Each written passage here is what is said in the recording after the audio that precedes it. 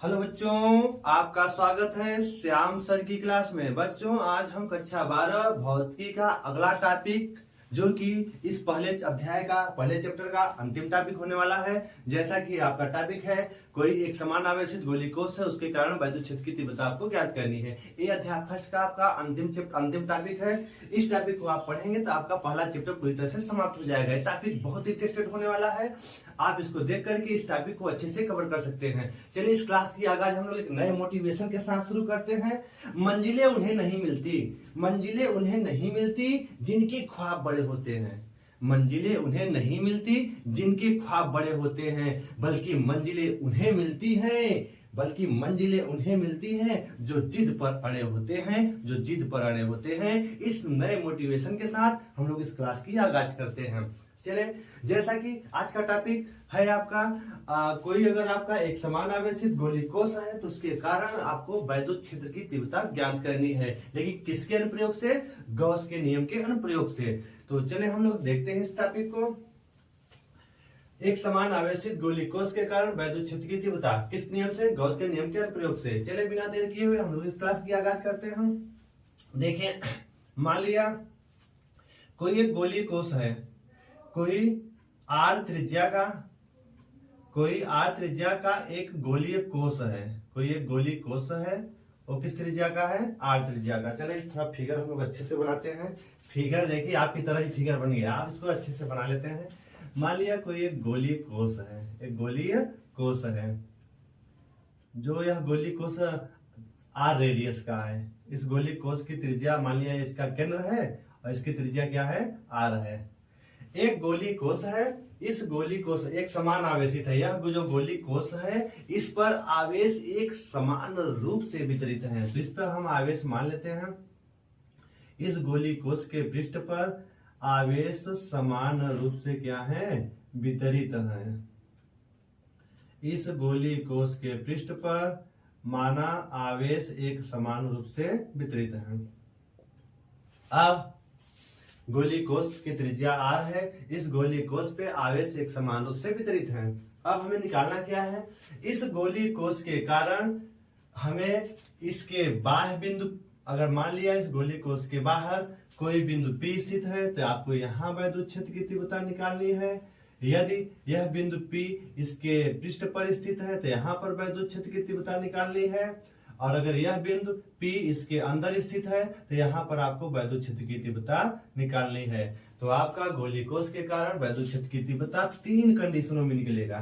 तो चलें, अब आप क्या कर सकते हैं? तो इसमें आप चाहें तो लिख सकते हैं, कोई आर त्रिज्या का एक गोलीकोष है जिसके पृष्ठ पर आवेश एक समान रूप से वितरित है, और मान लिया कुल आवेश Q है, और इन आवेशों का जो आवेश घनत्व है, इन जो आवेशों का अपना क्या है?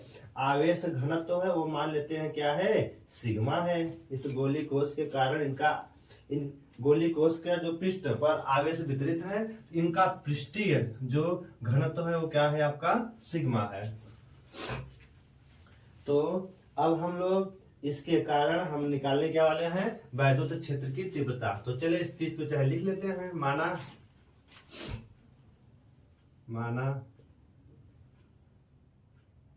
एक आर त्रिज्या का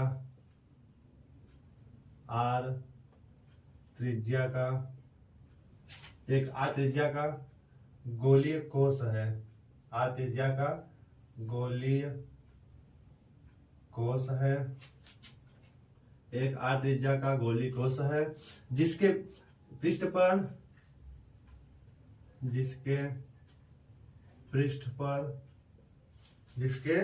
पर कुल आवेश Q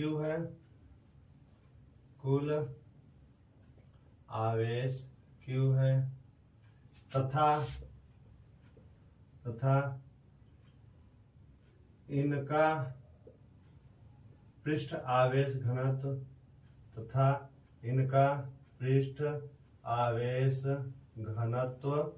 सिग्मा है। इनका पृष्ठ आवेश घनत्व क्या है? सिग्मा है। इस गोली कोष के कारण इसका पृष्ठ आवेश घनत्व क्या है? सिग्मा है, तथा इनका पृष्ठ आवेश घनत्व सिग्मा है। इस गोलीय कोष के कारण, इस गोलीय कोष के कारण, इस गोलीय कोष के कारण बाहर बिंदु पर, पृष्ठ पर तथा अंदर हमें क्या निकालनी है, वैद्युत क्षेत्र की तीव्रता ज्ञात करनी है। तो इस पृष्ठ के कारण, इस गोलीय कोष के कारण कोष के बाहर, कोष के बाहर, बाहर कामा पृष्ठ पर, पृष्ठ पर तथा कोष के अंदर, तथा गोलीय कोष के अंदर क्या ज्ञात करनी है, वैद्युत क्षेत्र की तीव्रता ज्ञात करनी है। वैद्युत क्षेत्र की तीव्रता ज्ञात करनी है, तीव्रता ज्ञात करनी है। मतलब इस गोलीय कोष के कारण हम लोग 3 पॉइंट, एक तो कोष के बाहर, दूसरा कोष के पृष्ठ पर, तीसरा है कोष के अंदर। मतलब इस गोलीय कोष के बाहर, कोष के पृष्ठ पर, कोष के अंदर कोई बिंदु अगर P है, इन बिंदुओं पर हमें वैद्युत क्षेत्र की तीव्रता ही ज्ञात करनी है। तो इसको हम लोग इसको हम लोग 3 हेडिंगों मतलब 3 पॉइंटों में पढ़ेंगे। तो आप ये पहले इसको आप नोट कर लेंगे, मुख्य बात है। फिर हम लोग प्रत्येक स्टेप बाय स्टेप, पहले हम गोलीय कोष के बाहर वैद्युत क्षेत्र की तीव्रता निकालेंगे पॉइंट दे करके, फिर दूसरे में पृष्ठ पर निकालेंगे, फिर तीसरे में पृष्ठ के अंदर निकालेंगे। तो चले हम लोग स्टेप बाय स्टेप अब हम लोग आगे इसको कंटिन्यू करते हैं। तो आप इसको लिख लेंगे, इसके तो इसके साथ लेके आप लिखिए।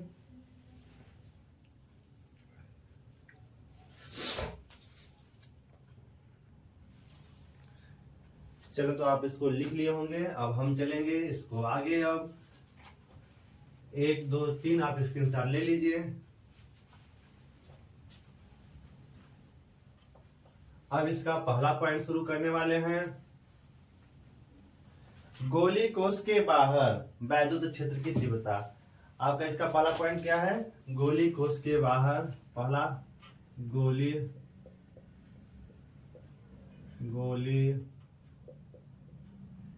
कोष के बाहर, गोलीय कोष के बाहर वैद्युत क्षेत्र की तीव्रता, गोलीय कोष के बाहर वैद्युत क्षेत्र की तीव्रता। चलिए अब हम लोग पहले गोलीय कोष के बाहर वैद्युत क्षेत्र की तीव्रता देखने वाले हैं। तो 3 पॉइंटों में इसको पढ़ना है। अभी जैसा कि हमने आपको बताया, इसका पहला पॉइंट शुरू कर रहे हैं, गोलीय कोष के बाहर वैद्युत क्षेत्र की तीव्रता। चलिए देखते हैं बिना देर किए हुए। अब मान लेते हैं गोलीय कोष है r त्रिज्या का। मान लेते हैं इस गोलीय कोष के केंद्र O से स्मॉल r दूरी पर गोलीय कोष के बाहर एक बिंदु P स्थित है। माना इस गोलीय कोष के केंद्र O से स्मॉल r दूरी पर एक बिंदु इस कोष के बाहर P स्थित है, जहां पर हमें क्या ज्ञात करनी है, वैद्युत क्षेत्र की तीव्रता E ज्ञात करनी है। क्या ज्ञात करनी है, वैद्युत क्षेत्र की तीव्रता। मतलब इस P बिंदु पर हमें क्या निकालनी है, वैद्युत क्षेत्र की तीव्रता E ज्ञात करनी है। अब इसके लिए लेकिन एक किस नियम से ज्ञात करना है, गॉस के नियम के अनुप्रयोग से। तो हम लोग करेंगे क्या, माना इस P से होते हुए एक गॉसियन पृष्ठ की कल्पना करते हैं जो कि एक गोला है। तो चलिए इस P से होते हुए एक हम लोग गॉसियन पृष्ठ की कल्पना करते हैं जो क्या है, एक गोला है। तो मान लेते हैं इस P से होते हुए एक हम लोग गॉसियन पृष्ठ की कल्पना किए हैं जो कि यह एक बंद पृष्ठ है, और यह मान लेते हैं क्या है, एक गोला है। यह क्या है, एक गोला है। यह आपका P पॉइंट है। ठीक है, तो आपका जो यह एक P पॉइंट है, ये P पॉइंट पे आपको क्या निकालना है, वैद्युत क्षेत्र की तीव्रता E ज्ञात करनी है। अब हमने क्या किया, इस P से होते हुए R त्रिज्या का एक हमने गॉसियन पृष्ठ की कल्पना की। यह आपका जो पृष्ठ है क्या है, आपका गॉसियन पृष्ठ हमने ले लिया, गॉसियन पृष्ठ जो कि क्या है, एक गोला है। ठीक है, और इस गोला अगर इसके केंद्र से कहने का तो जो गोलीय कोष का केंद्र था वही इस गॉसियन पृष्ठ का केंद्र है। अब यह जो आपका गोला है, इस गोले का क्षेत्रफल मान लेते हैं क्या है, इस गोले का क्षेत्रफल 4πr² है। इस गोले का क्षेत्रफल क्या है, 4πr² है। तो इसको भी आप नोट कर लेंगे। चले तब अब हमें क्या करना है, जब हमने एक बंद पृष्ठ ले लिया तो इस बंद पृष्ठ पर उपस्थित बिंदु P पर वैद्युत क्षेत्र की तीव्रता ज्ञात करनी है। अब इसके लिए क्या करना है, थोड़ा सा P बिंदु हम इधर दिखा दे रहे हैं। इसके लिए करना क्या है, इसके लिए हम इस गॉसियन पृष्ठ अर्थात इस गोला जो बाहर वाला गोला है, इस गोले का एक सूक्ष्म अवयव, इस गोले का एक सूक्ष्म अवयव लेते हैं। इस गोले का एक हम सूक्ष्म अवयव लेते हैं, जिसका मान लेते हैं इस पूरे का क्षेत्रफल, इस पूरे गोले का जो क्षेत्रफल S है, यहाँ लिख देते हैं इस पूरे जो गोले का क्षेत्रफल S है 4πr²। तो मान लेते हैं इसका एक छोटा सा हिस्सा हमने लिया है, सूक्ष्म अवयव लिया गोले का, जिसका क्षेत्रफल ds है, जिसका क्षेत्रफल ds है, और इसका क्षेत्रफल सदिश किधर होगा, तब बाहर की ओर होगा। तो वह क्या होगा, वेक्टर ds होगा। वह क्या होगा, वेक्टर ds होगा। अब चूंकि अगर यहाँ पे देखें, यह जो पृष्ठीय आवेश है, तो इन आवेशों के कारण जो वैद्युत क्षेत्र की तीव्रता होगी, उसकी दिशा भी कहाँ होगी, इधर देखें, इस पृष्ठ के अभिलंबवत किधर होगी, बाहर की ओर होगी। तो एक चीज देखने को मिल गया कि यह जो सूक्ष्म अवयव है, इस पर वैद्युत क्षेत्र की तीव्रता और क्षेत्रफल सदिश दोनों की दिशा क्या है, समान है। अर्थात यहाँ पे इन दोनों के बीच का कोण थीटा बराबर क्या है, 0 अंश है। तो आप इसको 0 ले लेंगे,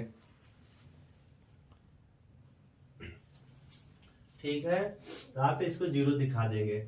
अब इसी बात को हम लोग नोट करते हैं। अब हम लोग करेंगे क्या, पहले इस गोलीय कोश के इस सूक्ष्म खंड से निकलने वाला फ्लक्स ज्ञात करेंगे, फिर इस संपूर्ण गोलीय पृष्ठ से निकलने वाला फ्लक्स ज्ञात करेंगे, फिर गॉस के नियम के अनुप्रयोग से हम वैद्युत क्षेत्र की तीव्रता ज्ञात कर लेंगे। चलिए वैसे जैसे इसके पहले आपने किया था समतल चादर में, वैसे इसमें भी करिए। पहले सूक्ष्म खंड से हम फ्लक्स निकालेंगे, फिर संपूर्ण गोले से फ्लक्स निकालेंगे, कितना होगा। तो फ्लक्स का मान ज्ञात करने के बाद हम लोग गॉस का प्रमेय लिखेंगे, फिर दोनों की तुलना करेंगे, हमारा वैद्युत क्षेत्र की तीव्रता ही प्राप्त हो जाएगी। तो चलो पहले इस पॉइंट को हम लोग नोट करते हैं। तो गोलीय कोश के बाहर वैद्युत क्षेत्र की तीव्रता के लिए क्या करना है, माना गोलीय कोश के केंद्र O से, माना गोलीय कोश के केंद्र O से स्मॉल r दूरी पर कोश के बाहर माना गोलीय कोश के केंद्र O से r दूरी पर कोश के बाहर एक बिंदु P है, एक बिंदु P है, जिस पर वैद्युत क्षेत्र की तीव्रता ज्ञात करनी है, जिस पर वैद्युत क्षेत्र की तीव्रता ज्ञात करनी है, जिस पर वैद्युत क्षेत्र की तीव्रता ज्ञात करनी है, वैद्युत क्षेत्र की तीव्रता ज्ञात करनी है। करने का मतलब जो बाहर बिंदु आपका P है, केंद्र R से R दूरी पर एक बिंदु P है, जहां पे हमें वैद्युत क्षेत्र की तीव्रता E ज्ञात करनी है, ठीक है। इसके लिए P से होते हुए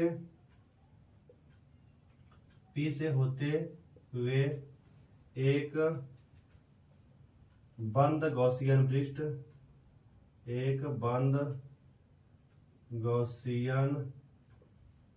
पृष्ठ गोले की कल्पना करते हैं। एक बंद गॉसियन पृष्ठ खींच लेते हैं। एक बंद गॉसियन पृष्ठ क्या करते हैं, खींच लेते हैं,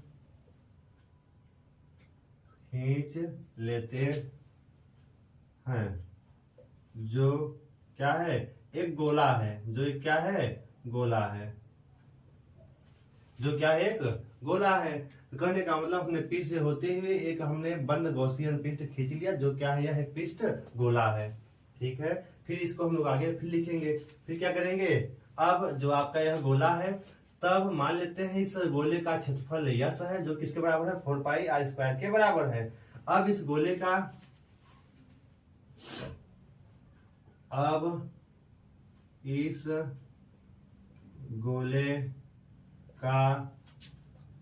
सूक्ष्म अवयव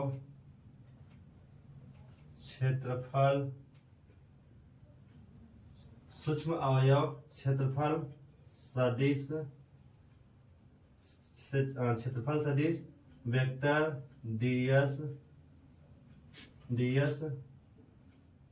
लेते हैं, जिसकी दिशा पृष्ठ से बाहर की ओर है। जिसकी दिशा पृष्ठ से किधर है, बाहर की ओर है। जिसकी दिशा पृष्ठ से किधर है, बाहर की ओर है। चूंकि जिसकी दिशा पृष्ठ से किधर है, बाहर की ओर है, तथा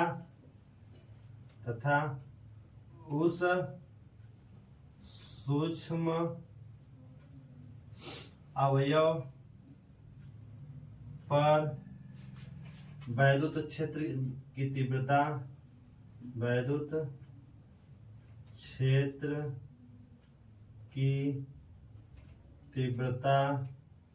भी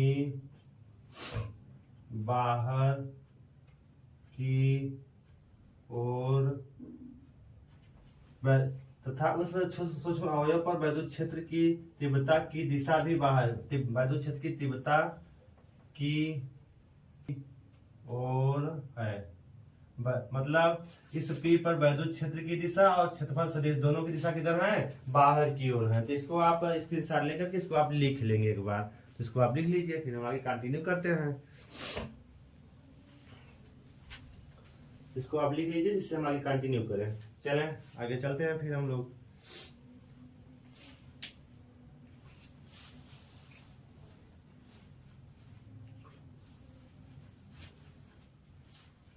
चलें इसका स्क्रीनशॉट लेके आप लिखिए।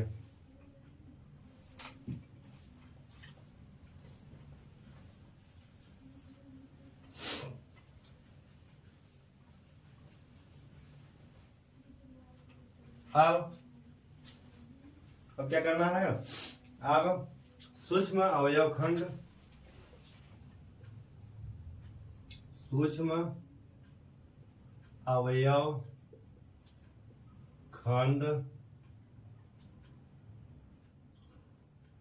ds, सूक्ष्म अवयव खंड वेक्टर ds से, सूक्ष्म अवयव खंड ds से निकलने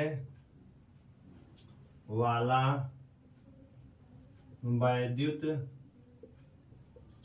फ्लक्स, क्या निकलेगा सूक्ष्म खंड से, वैद्युत फ्लक्स। मान लेते हैं सूक्ष्म अवयव खंड है तो सूक्ष्म फ्लक्स भी निकलेगा डी फाई ई, क्या निकलेगा डी फाई ई। किसके बराबर होगा, सूक्ष्म अवयव खंड से निकलने वाला फ्लक्स क्या मान लेते हैं, डी फाई ई। तो डी फाई किसके बराबर होगा, तो डी फाई बराबर आपने पढ़ रखा है vector E into vector DS के होगा। क्योंकि अगर सदिश रूप हटाएंगे तो E D S cos theta.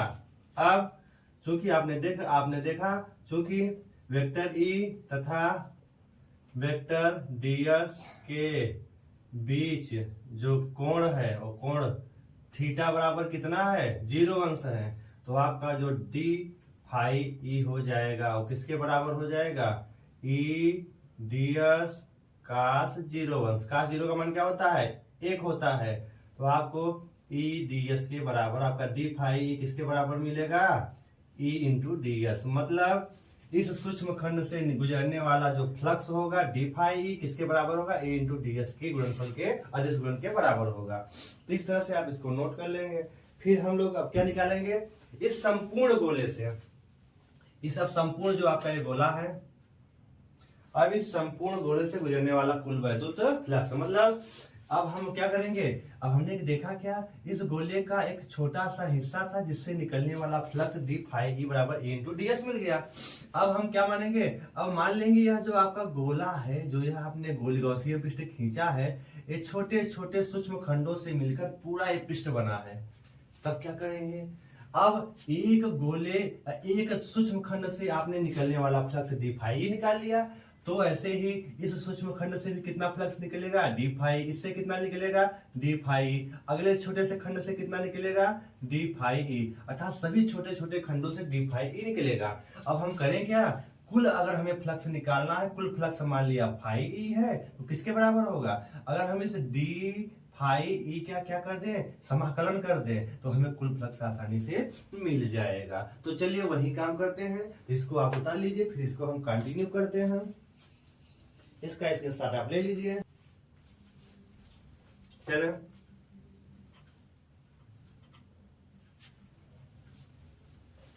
देखें, अब संपूर्ण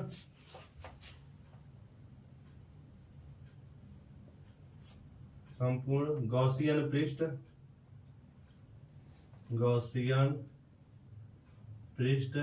से गुजरने वाला कुल वैद्युत फ्लक्स, संपूर्ण गॉसियन पृष्ठ से गुजरने वाला कुल वैद्युत फ्लक्स मान लिया क्या है, फाई ई है, तो किसके बराबर होगा, अरे इंटीग्रल किसका, डी फाई ई, तो आप निकाल लेंगे। आगे इसको बढ़ाते हैं, क्योंकि आपका एक क्लोज सर्किट है, तो क्लोज सर्किट के लिए आप यहाँ क्लोज बना सकते हैं। क्लोज सर्किट के लिए डी फाई का मान कितना था, ई इंटू क्या था, डी एस था। तो हम लोग अगर यहाँ पे ई क्या है, अरे जो आवेश है उसका वैद्युत क्षेत्र जो हो गया तो सेम रहेगा, बना रहेगा, तो इसको बाहर ले सकते हैं। यहाँ क्या बच गया आपका, डी एस, क्या बच गया, डी एस बच गया। और ये किसके बराबर है, फाई के बराबर है। चूंकि आपने पढ़ रखा है, जो डी एस मिल करके क्या बनाएगा, पूरा एक गोला बनाएगा, अर्थात इस गोले का क्षेत्रफल क्या बनाएगा, 4 पाई आर स्क्वायर बना लेगा। तो आप चाहे तो इस डी एस के स्थान में क्या लिख सकते हैं, 4 पाई आर स्क्वायर, तो इसको हम लोग इधर कर लेते हैं।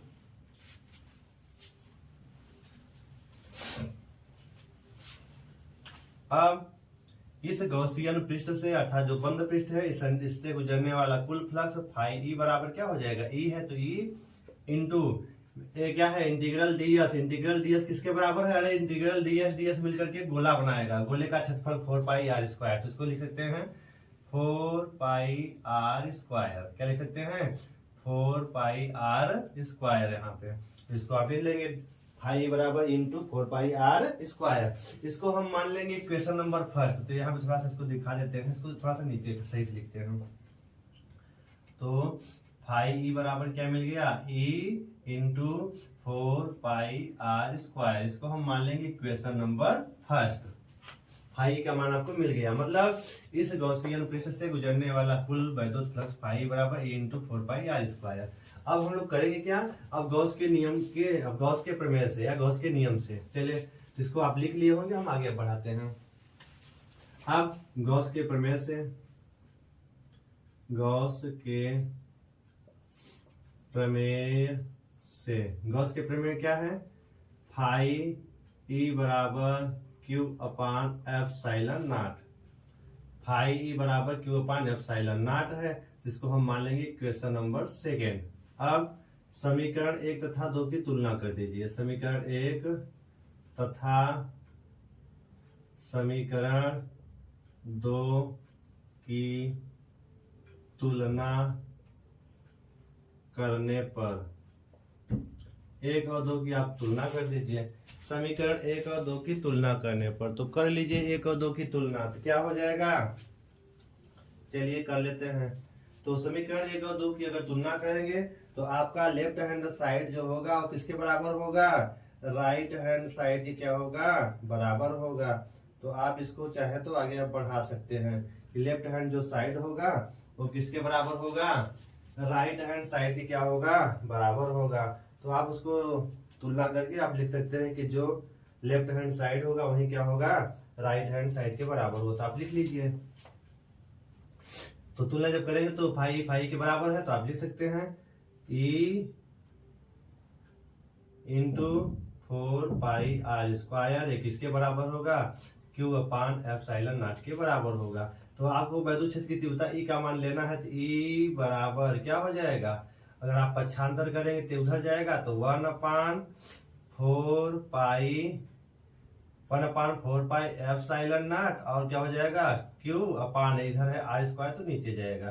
तो वैद्युत क्षेत्र की तीव्रता क्या हो जाएगा, E बराबर 1/4πε0 Q/r²। किसके कारण है, बाहर गोलीय कोष के बाहर वैद्युत क्षेत्र की तीव्रता का फार्मूला है।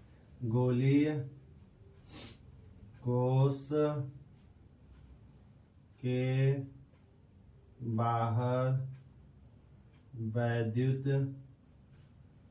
क्षेत्र की तीव्रता का फार्मूला आपको मिल गया। E बराबर 1/4πε0, Q/, क्या होता है, r² होता है। तो इसको आप नोट कर लेंगे। तो ये आपका है गोलीय कोष के बाहर वैद्युत क्षेत्र की तीव्रता का फार्मूला। अर्थात यह फार्मूला आपको देखने के लिए क्या मिला है, किसी बिंदु आवेश कारण वैद्युत क्षेत्र की तीव्रता के फार्मूले से मिलता है, तो मिलजुल रहा है। तो अर्थात आप चाहे गोलीय कोष के कारण गोलीय कोष के बाहर वैद्युत क्षेत्र की तीव्रता के लिए आप उसको बिंदु आवेश कारण वैद्युत क्षेत्र की तीव्रता के बराबर लिख सकते हैं। तो ये आप नोट कर लेंगे। आपका पहला पॉइंट जाकर के कवर हो गया। चलिए इसको उतार लीजिए, आगे हम कंटिन्यू करते हैं।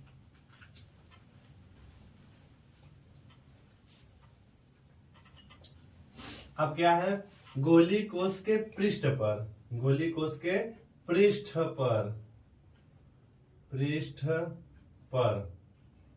या बोले दूसरा वाला, गोलीय कोष के पृष्ठ पर वैद्युत क्षेत्र की तीव्रता। तो चले अब पृष्ठ पर देखते हैं। तो जो आपने उसमें देखा था, उसमें क्या था, अगर ये बाहर वाला देखेंगे तो जो आपका R था, R का मान R था। जब बाहर बिंदु पर, ये किसके लिए था, बाहर जो आपने बिंदु पर निकाला है, बाहर बिंदु पर R का मान उसकी त्रिज्या से क्या था, ज्यादा था। ये आपने लिख लिया, ये आपका हो गया। अब हम लोग क्या देखने वाले हैं, अब सेकेंड कंडीशन। तो इस कंडीशन को हम लोग बाहर वाला सब मिटा देते हैं। अब आते हैं सेकेंड कंडीशन पर। सेकेंड कंडीशन क्या है, जब गोलीय कोष के पृष्ठ पर वैद्युत क्षेत्र की तीव्रता, मान लिया गोलीय कोष का एक पृष्ठ है, वो P है, ठीक है। वो जो आपका P बिंदु है, इस O से कितनी दूरी पर है, R दूरी पर है। तो यहाँ आपको देखने के लिए क्या मिला कि अगर पृष्ठ पर वैद्युत क्षेत्र की तीव्रता ज्ञात करनी है, तो जो आपका स्मॉल r होगा वो किसके बराबर होगा, कैपिटल R के क्या होगा, बराबर होगा। तो R बराबर R पर आपको क्या निकालना है, इस पर क्या निकालना है, वैद्युत क्षेत्र की तीव्रता। तो माना R बराबर R दूरी पर एक बिंदु P है, एक बिंदु R बराबर कितनी दूरी पर, R दूरी पर, ठीक है। तो आप चाहे इसको ऐसे लिख देना, माना R बराबर R दूरी पर, R पर एक बिंदु P है, जिस पर वैद्युत क्षेत्र की तीव्रता क्या है, वैद्युत क्षेत्र की तीव्रता ज्ञात करनी है। क्षेत्र की तीव्रता ज्ञात करनी है,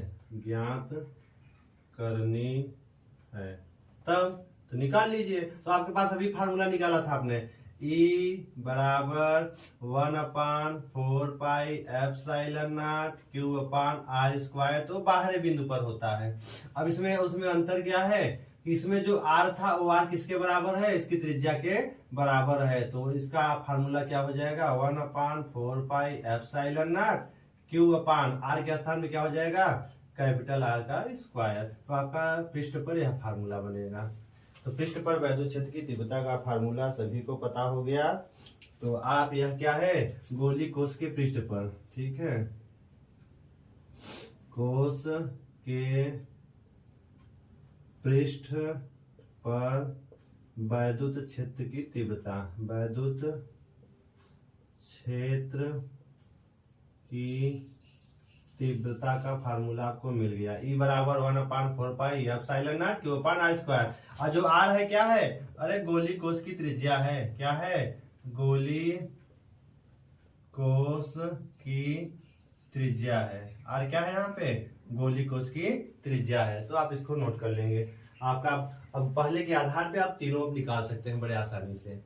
क्योंकि यह जो पी बिंदु यहाँ पर स्थित है ऑलरेडी एक क्या है, बंद पृष्ठ है। इस बंद पृष्ठ अर्थात इसी को हम गॉसियन पृष्ठ मान लेंगे, आर रेडियस वाली को, और इसी पर हमने वैद्युत क्षेत्र की तीव्रता उसी फार्मूले से निकाल दिया। फार्मूला उसका पहले जो बाहर था वही फार्मूला होगा, अंतर क्या हो गया, इसमें आर बराबर आर के है, तो आर के स्थान पर हमने आर लिख दिया, कैपिटल आर। तो आपका ये फार्मूला हो जाएगा, इसका स्क्रीनशॉट लेके आप लिखिए।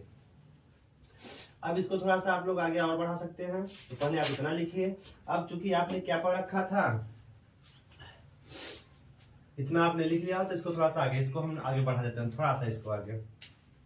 अब चूंकि अभी आपने क्या पढ़ा था, अभी आपने पढ़ा था कि इसका जो पृष्ठ आवेश घनत्व सिग्मा बराबर क्या होता है, क्यू अपान इसका क्षेत्रफल जो है, इस गोले का क्षेत्रफल क्या होता है 4 पाई आर स्क्वायर। तो इसकी अब यहाँ पे रेडियस आपने क्या मान रखी है 4 पाई आर स्क्वायर, तो इसका रेडियस आर है तो कैपिटल आर स्क्वायर हो जाएगा। ठीक है, तो यहाँ से अब आप चाहो तो क्यू का मान, तो क्यू बराबर क्या हो जाएगा, क्यू बराबर हो जाएगा 4 pi capital R square into क्या हो जाएगा सिग्मा हो जाएगा। तो यहाँ पे क्यू का मान जो आपने निकाला है, चाहे तो इस फार्मूले में क्यू के स्थान पे आप रख सकते हैं। जब इस क्यू के स्थान पे रखेंगे तब आपका इसका स्क्रीनशॉट लेके आप लिख लीजिए, फिर हम आगे चलते हैं। अब चाहेंगे तो ये फार्मूला आपका थोड़ा सा आगे बढ़ जाएगा, तब आपका फार्मूला ई बराबर क्या हो जाएगा ई, तो इसको हम थोड़ा सा ऊपर लिखते हैं, इधर इसको हम मिटा देते हैं।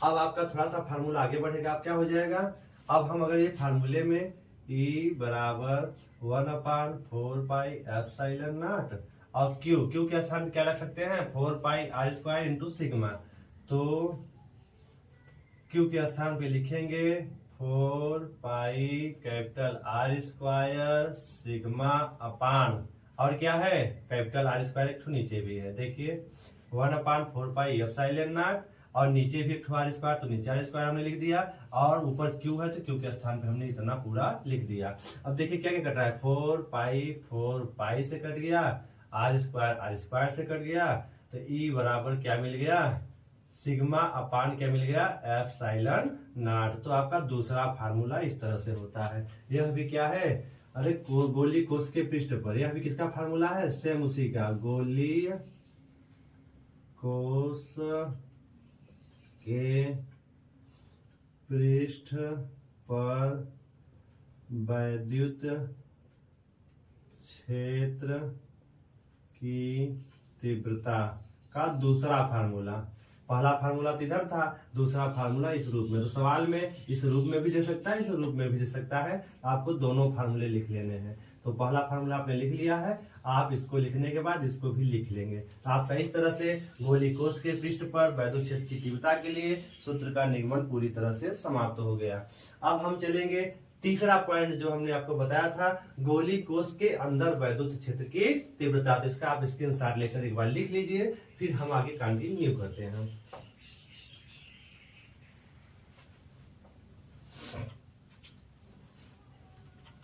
अब तीसरा पॉइंट चलते हैं, गोली कोष के अंदर।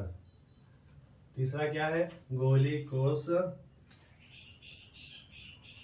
के अंदर वैद्युत क्षेत्र की तीव्रता। गोली कोष के अंदर वैद्युत क्षेत्र की तीव्रता हम लोग अब देखने वाले हैं। तीसरा पॉइंट देखने वाले हैं।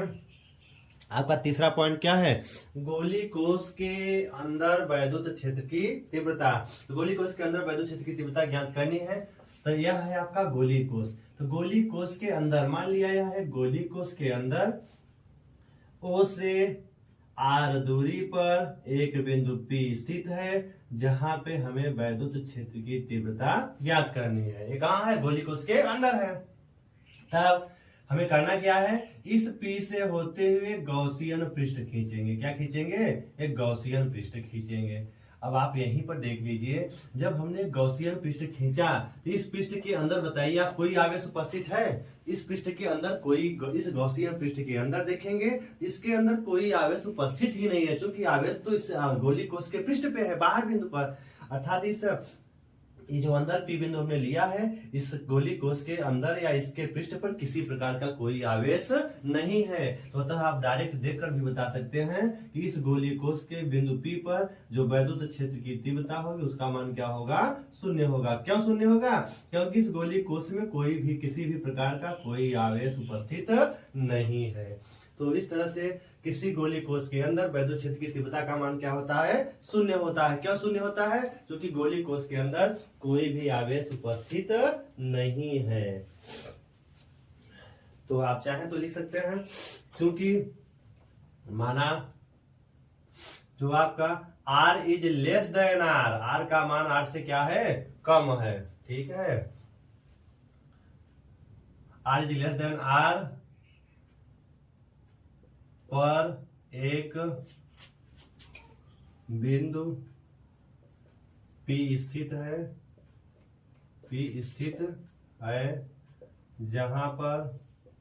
जहां पर वैद्युत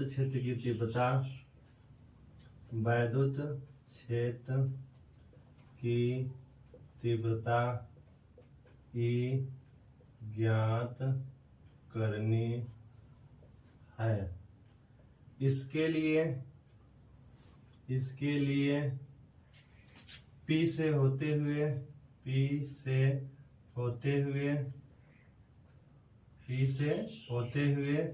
एक गॉसियन पृष्ठ खींचते हैं, एक गॉसियन पृष्ठ खींचते हैं। अतः पृष्ठ के अंदर कोई आवेश नहीं है, पृष्ठ के अंदर कोई आवेश नहीं है। इसलिए P बिंदु पर वैद्युत क्षेत्र की तीव्रता E बराबर क्या होगा, शून्य होगा। अर्थात किसी गोली कोष के भीतर वैद्युत क्षेत्र की तीव्रता क्या होती है, शून्य होती है। तो किसी अतः पृष्ठ के अंदर कोई उपस्थित आवेश नहीं है, इसलिए P बिंदु पर वैद्युत क्षेत्र की तीव्रता क्या होगी, E का मान शून्य होगा। तो अतः एक चीज पता चला कि किसी गोली कोष के अंदर वैद्युत क्षेत्र की तीव्रता का मान क्या होता है, शून्य होता है। अतः किसी गोली कोष के अंदर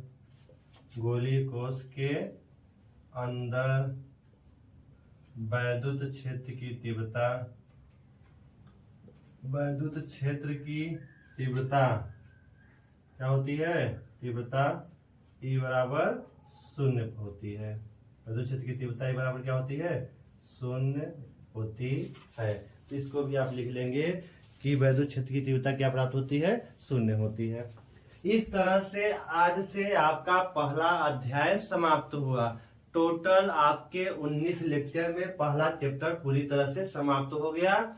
अब इसके बाद कल से अगले टॉपिक में आपको इसके एनसीईआरटी जोन के जो न्यूमेरिकल हैं वो आपको कराए जाएंगे। तो पहले आप इन 19 टॉपिकों को अच्छे से आप सभी वीडियो को पूरी तरह से देख करके अपने इन 19 टॉपिकों के द्वारा आप भौतिकी कक्षा 12 का अध्याय फर्स्ट का पूरा आप पहला अध्याय आप पढ़ सकते हैं। 19 टॉपिक को, हमारे 19 लेक्चर को देख करके हमने एक प्ले लिस्ट में 19 के 19 वीडियो डाल रखा है। सभी वीडियो को आप देख करके आप चाहे तो अपने पूरे टॉपिक को समझ करके अपने नोट्स को भी बना सकते हैं। उसके बाद हम कल से अगले टॉपिक में आपको इस एनसीईआरटी जोन के न्यूमेरिकल कराने वाले हैं। अब जैसे ही एनसीईआरटी जोन के सारे न्यूमेरिकल करा देंगे, न्यूमेरिकल्स खत्म होने के बाद, अर्थात जो आपके आंकिक अभ्यास के जो प्रश्न है उसको कराने के बाद, उसके बाद हम लोग पहले टॉपिक के मोस्ट इंपॉर्टेंट बोर्ड एग्जाम से रिलेटेड क्वेश्चनों को भी कराने वाले हैं। तो पहले आप इसको आप कर लीजिएगा, इसको आप उसके बाद उसके न्यूमेरिकल कराएंगे, फिर आगे उसको कराएंगे। इस तरह से जो भी बच्चे इस वीडियो को देख रहे हो, वीडियो को पूरा अंत तक देखें। वीडियो बड़ा इंटरेस्टेड हुआ है, और जो आपको अगर अच्छा लगे तो इस वीडियो को लाइक भी जरूर किया करें, और कमेंट और लाइक तो आप भूल जाते हैं, कमेंट और लाइक जरूर करें, और आप अपने दोस्तों के पास शेयर करें। चैनल पे नए हैं तो सब्सक्राइब जरूर करें। इस तरह से आप इसको नोट कर लीजिए।